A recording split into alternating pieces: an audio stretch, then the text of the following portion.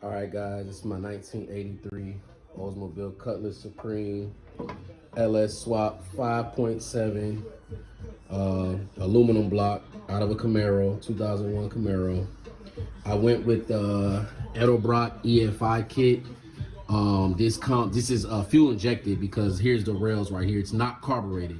It just has a carburetor style throttle body. This is actually just still a throttle body. This is your fuel rails right here. Again, I went with the L99 LS3 water pump, so I don't have that water pump coming out the side like the trucks, but I did stick with the truck bracket, alternator bracket, and power steering. That is the ITC billet idle relocation pulley. I did stainless steel fuel lines and transmission lines. I'm going with a turbo 400. I got eBay radiator, probably made from China. Dual fans, electric fans. Suspension, I did UMI suspension, QA1 coilovers. I can get under and show you. Already got it jacked up.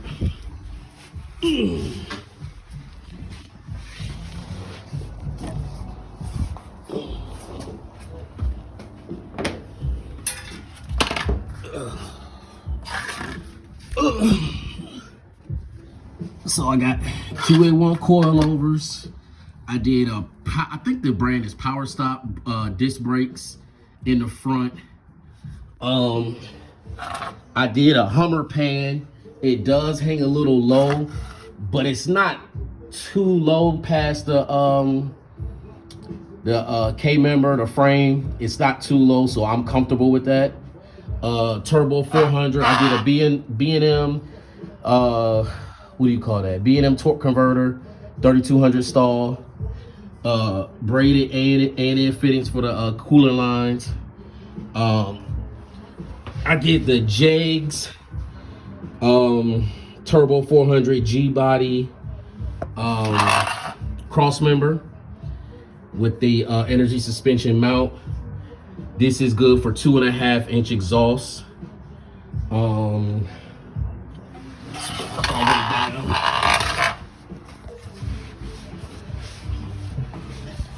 I did Speedway motors, trailing arms, upper and lower. They're boxed, so they're not like adjustable or anything. I went with the UMI sway bar that I mounted straight to these. I got the dimensions from UMI and mounted these straight there. I did a disc brake conversion kit from Jegs. QA1 coilovers, single adjustable. Braided lines all the way through to the fuel pump.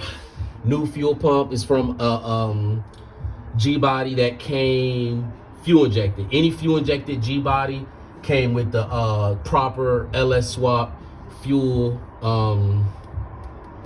with fuel tank. What else? Like I said, braided lines, fuel pump new, QA1 coilovers. The rear end, if you can see that, the rear end is a Auburn posi unit from Quick Performance, 373 gears. This is the stock 7.5 10 bolt. Like I said, all I did was upgrade the posi unit to a Auburn 373 gears. I did Moser axles.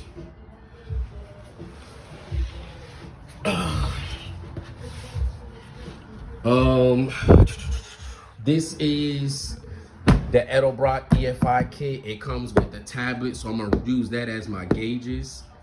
Also, I'm gonna get a couple more gauges that it didn't come with. The trunk. So the interior, I did a Monte Carlo SS shifter. I'm sorry, console, B&M shifter. Forever sharp steering wheel, Monte Carlo SS seats, bucket seats. This came factory with bench seats, but all G-body bucket seats are direct bolt-in, so I didn't have to make any fabrications to that. Back seat, the same, just the stock Cutlass one. But honestly though, this might be a Cutlass 442 back seat, because the Cutlasses that came with the bench seats had pillow back seats. So this right here, I've only seen in 442 and old Hurt Cutlass. But anybody can correct me, I'm not sure. I just want to keep the interior stock, new carpet, door sills got powder coated. This is the color that I'm going with for the outside of the car. The car was originally the burgundy color, but somebody painted it gray.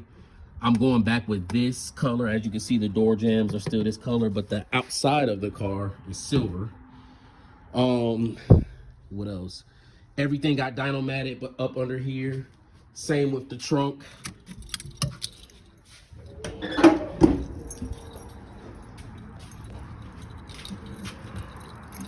This car is in desperate need of a paint job, which will get done. That's the trunk right here, all dynomatic, ready for my speaker box. I'm gonna get a speaker box that sits in the shelf right here. I'm gonna get that custom. This is the one car garage, man. This is it. Like, I did everything in here. You see, I got my engine hoist, jack stands. I literally did everything in here. One car garage. This is the tablet that I'm gonna run. All it is an Amazon tablet, and that's what I'm gonna run for my gauges. It comes with RPM, comes with a lot of gauges, but it doesn't come with oil pressure, speedometer, and fuel level. So that's what I'm gonna run on my gauge pillar in the interior. I'm gonna run that along here.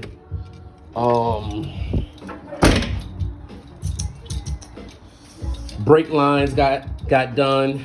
S10 shorty headers, braided power steering lines, Jeep steering shaft, 91 through 94 Jeep non-Cherokee, just a Jeep. I'm sorry, not a Grand Cherokee, just a Jeep Cherokee steering shaft is direct bolt in.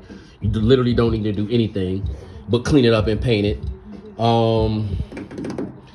See, I cracked my HVAC box, so I'm probably gonna run vintage air, but that's after I get some money, because I'm already over budget on this swap. So that's like, I'm not even worried about that right now.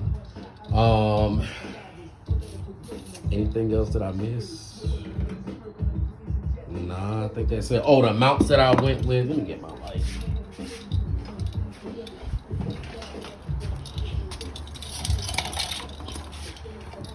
The mounts that I went with are KDS mounts. It's a small business. They do mounts for Chevys and old Chevys that came stock with 350. So these are like Monte Carlo. These are G-body mounts. I'm sorry, G-body. What are they called? Clamshell mounts. And then these are the KDS LS swap mounts.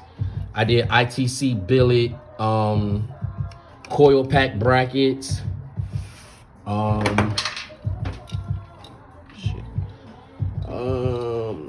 I still got my AC lines that I can run the R4 AC bracket, but I don't know about this because a lot of stuff got cut from previous owner. So I don't know if it's just better just to run vintage air, you know, whenever I get the time and money.